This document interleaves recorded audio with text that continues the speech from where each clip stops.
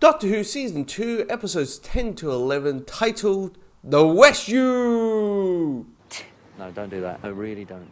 This is, of course, the introduction to a new companion. It's only a 2-part story, and it's literally what it's there for. This story is there to introduce a new companion, which is Vicky. And Vicky, I thought, hey, we got this new companion. She's probably going to be from modern day Earth, because I know the modern series so well, and knowing like, okay, where is this from modern day Earth, and Martha is, and Donna is, and Clara is, and Bill is, and Amy is, and you know, Rory is, and all that type of thing. I thought, okay, all companions are from modern day Earth, but no, Vicky is from the future. She's trapped on this planet, along with this other guy, and she is calling for the a rescue crew to pick them up. But there's this alien being, who's threatening them that, if you leave, I will kill you, or you will not do this, and you not do that. Like, kind of like trolling the both of them, mainly Vicky, wink, wink, what basically is. But you have the Doctor, Barbara, and Ian showing up and creating amok and finding out what this alien beings deal with, right? So Vicky as a character so far, I'm like, you know what? I like. It's like, look, it's not 2022 or 20. Well, let's say it's 2023.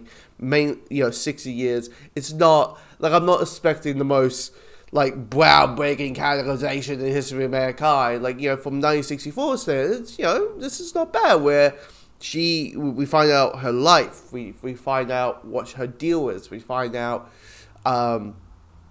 that she's what part of the galaxy, what time she's from, and I kind of figured out she was the new companion the moment that Barbara and Ian start yapping along about time travel with the TARDIS and that. So I was like, okay, clearly that's the case. It's interesting also this episode turns into a Scooby-Doo episode before Scooby-Doo even became a thing, because I kind of figured out that the guy that Vicky's with is the creature, and for some reason, and the moment the door is getting stuck and the Doctor's like slamming down the thing, the slamming down the door first with a hammer, and then this massive like metal wrench. I'm like, wow, Doctor. I would be like, hi, I want to talk to you, like through like this massive gap. No, we're not doing that. Okay, yeah. We'll I'll punch that door another time. But because we wouldn't have a story on those. We wouldn't have a story. So the moment that happened, I'm like, okay, we're doing Scooby-Doo. It's Old Man Whisters. It's Old Man Whisters. And then it got revealed that the Doctor. This is the first time we have ever heard like, oh, the Doctor's been on this planet before, and he's like, what? These people are lovely people. What are you talking about? They're trying to kill you. What's going on? What's going on, dear Ian? Saying that they're going to kill us. How dare you say to assign some beautiful people in waste and all that, saying they're going to be monstrous. Push up, because that's the case. The reason behind it, I was like, okay, like simple. He's a criminal. He murdered a couple of people. He doesn't want to go back to Earth, because back to Earth he's going to be in jail or killed or executed the moment he lands, and so he doesn't want to go.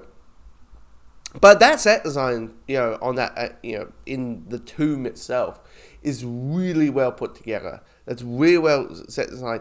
And the weird thing, like, sure, there's some pacing issues, and sure, maybe the actual creatures thing, I didn't really care much. That's kind of like the B plot of this.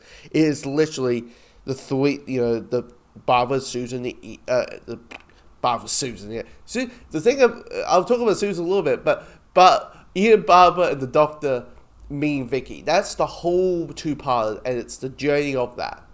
And it's, not bad. You have the Doctor being this very lovely figure, this kind of grandfatherly figure, as the first Doctor basically is.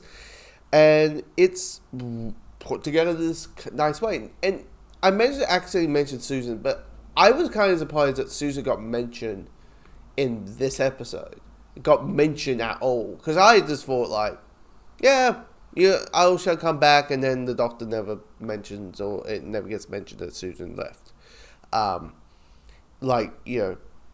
mean, sometimes that happens with modern day era, where we're like, the original What's New Davis era, there's a reference to Woes, and Martha shows up and Donna and all that, but Amy doesn't get kind of reference when Clara's around, and I mean, River does when Bill comes along, but there's not much of a reference to the companions along the way. So you're thinking, okay, they're just going to forget that Susan even was a character, because even it's going to be interesting. How long do we forget that? Oh yeah, the Doctor has a granddaughter, or granddaughter, grandson. We don't know. Maybe generations, right? So we don't know in that situation, but I was quite surprised they referenced it. And it did felt nearly at the beginning, and I'll end this off, that there's a couple of moments that you can kind of tell when William Hartnell just maybe forgot his lines, because him slowly, the origins of a generation became an idea was because William Hartnell was getting ill, and he was he's not very good saying goodbyes, and he was difficult to work with, and clearly him getting sick, the sick, the longer the show went, the sicker he got.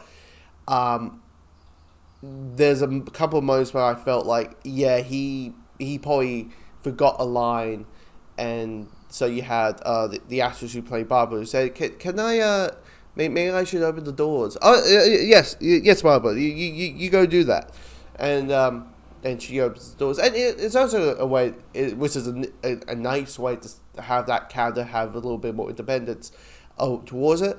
Clearly, season 2, it's more of a ensemble piece, because Ian is the main character of season 1. Doctor Who's not really the main character of a show named Doctor Who. I know who's named the Doctor. Shut up. Okay, I don't want those people start going at the comments and saying, actually, his name is not Dr. Who. How many times have I mentioned the actual name? Anyway, it drives some people would say that if you get the character's name wrong, hey, it could be Mr. Who, or we know. Anyway, references to modern day era. But yeah, I mean, I like the episode. Pacing issues when the creature comes along, and maybe the back and forth with the Indiana Jones, in the tomb, and there's a monster there and all that. I was like, yeah, okay. That's just something to have those characters doing, or maybe there's a moment where the characters are like,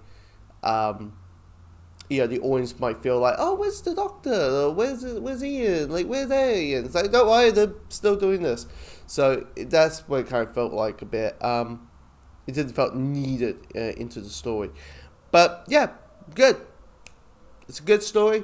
2 parts, nice. Now the next one is the Womans.